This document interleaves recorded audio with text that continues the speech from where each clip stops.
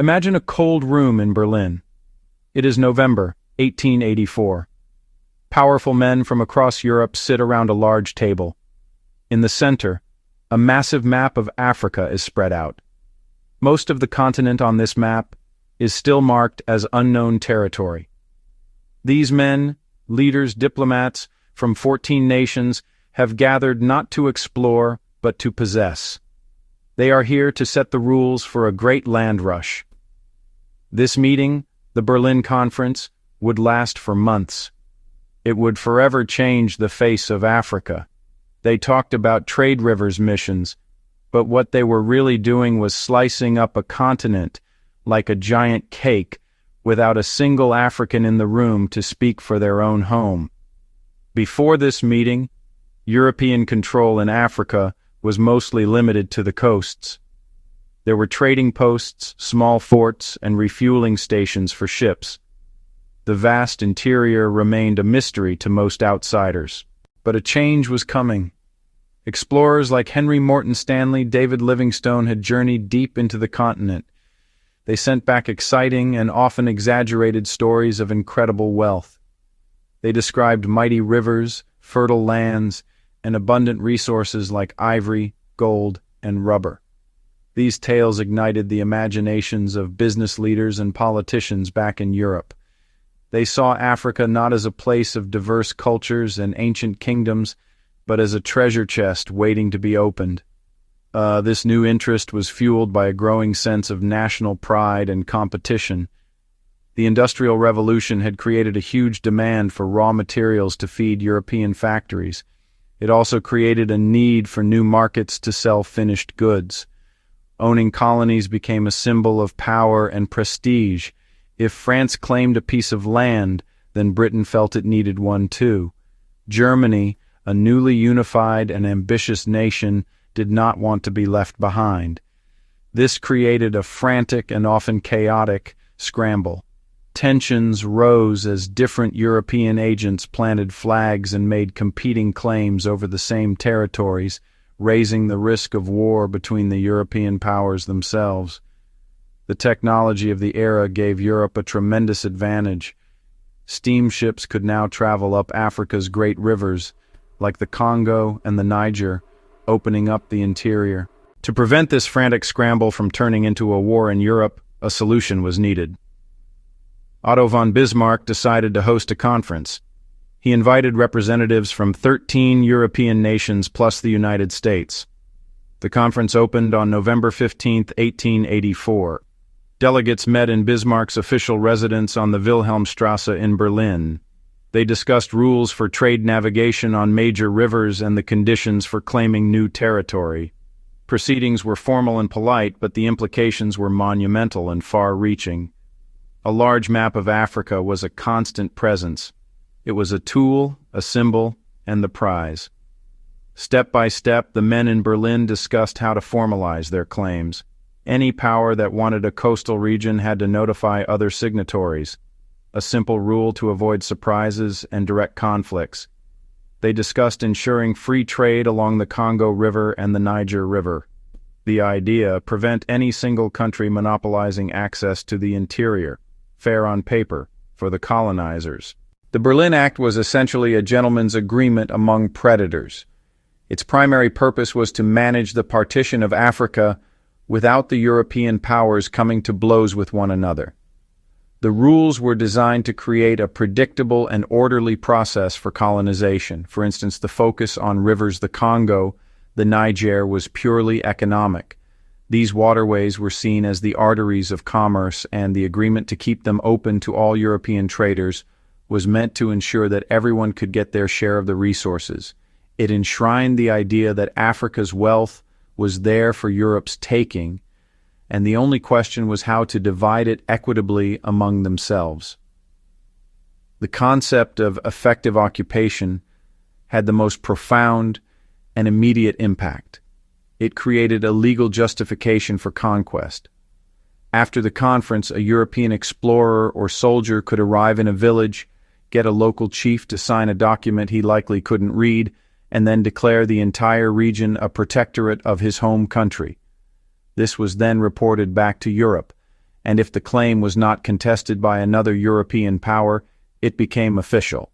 This process completely ignored the existing political and social structures of Africa.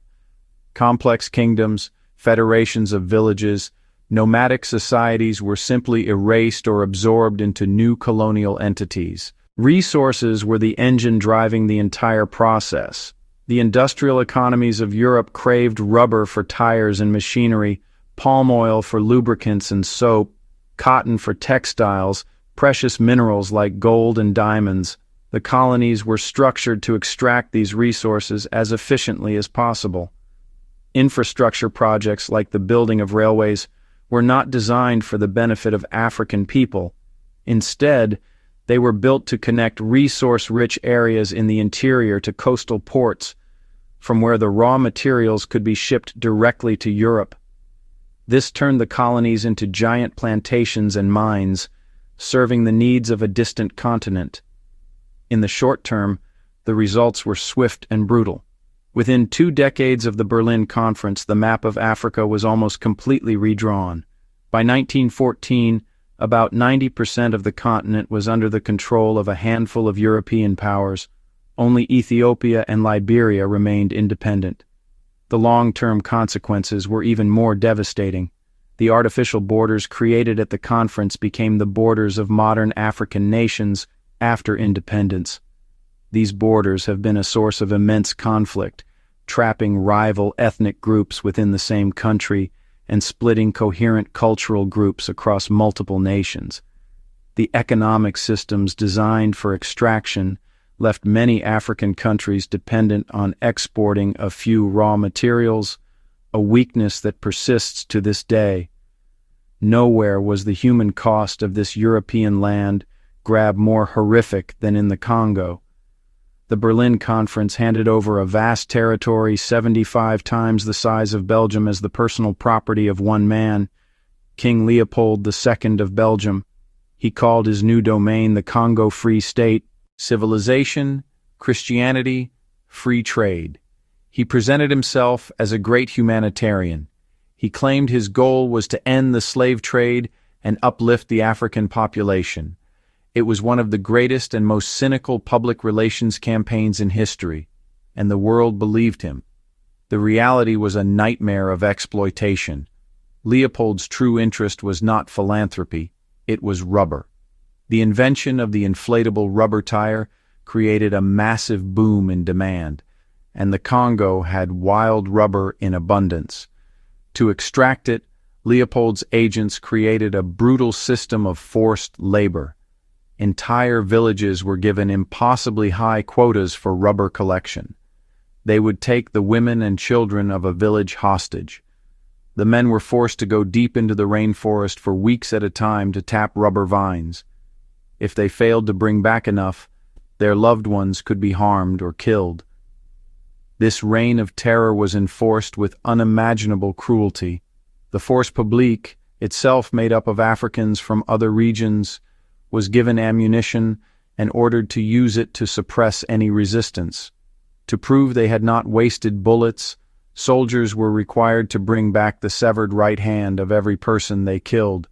When quotas were not met, soldiers would often cut off the hands of living people, including children, to meet their own gruesome quotas. This system of terror, murder, and mutilation led to a catastrophic decline in the Congo's population. Historians estimate that as many as 10 million people, perhaps half the population, perished during Leopold's rule. The story of one man, Nsala of Wala, captures the horror. A photograph taken in 1904 shows him sitting on a porch, staring at a small, severed hand and foot. They belonged to his 5-year-old daughter, Boali. She had been killed and dismembered as a punishment because his village had failed to produce enough rubber. The photograph and others like it were smuggled out of the Congo by missionaries and activists. They helped expose Leopold's crimes to the world and fueled the first major international human rights campaign of the 20th century. This one man's quiet, unimaginable grief became a symbol of the suffering of millions, a direct and horrific consequence of the decisions made in that comfortable room in Berlin. The Berlin Conference may seem like a distant event, a relic of a past century, but its shadow looms long and dark over the present. The decisions made by a few men in Europe over the winter of 1884 to 1885 fundamentally reshaped an entire continent, and its consequences are still felt every day. The most visible legacy is the political map of Africa itself. The borders they drew with rulers on maps, lines that so often ignored mountains, rivers, the people who lived there, are largely the same borders that define African nations today. These artificial boundaries have been a primary cause of political instability, civil wars, ethnic conflicts for decades. This legacy goes far beyond the lines on a map. The colonial project that the conference unleashed was also about power. It established a relationship where one part of the world made decisions for another. It taught a dangerous lesson, that it is acceptable for the powerful to decide the fate of the voiceless. This mindset stripped Africans of their sovereignty, their land, their right to self-determination. The economic structures put in place were designed for extraction, not development, creating patterns of dependency that many African economies are still struggling to overcome. The conference set a precedent for how the world was to be ordered, with Europe at the center and Africa at the periphery. The story of the Berlin Conference offers a clear and enduring lesson. It is a profound reminder of the danger that comes when decisions are made for people instead of with them. The men in Berlin saw Africa as a blank space, a map to be filled in, a resource to be exploited. They did not see the millions of people with their own histories, cultures, and aspirations. They failed to recognize their humanity. This act of drawing lines without consulting the people who live between them is an act of profound disrespect, and it inevitably leads to suffering and injustice. The suffering in Leopold's Congo is the most extreme example, but similar stories played out across the continent. Therefore, we must remember the real people who live behind the maps. History is not just a story of dates, treaties, and borders. It is the collective story of human lives, of homes and families, of languages and traditions.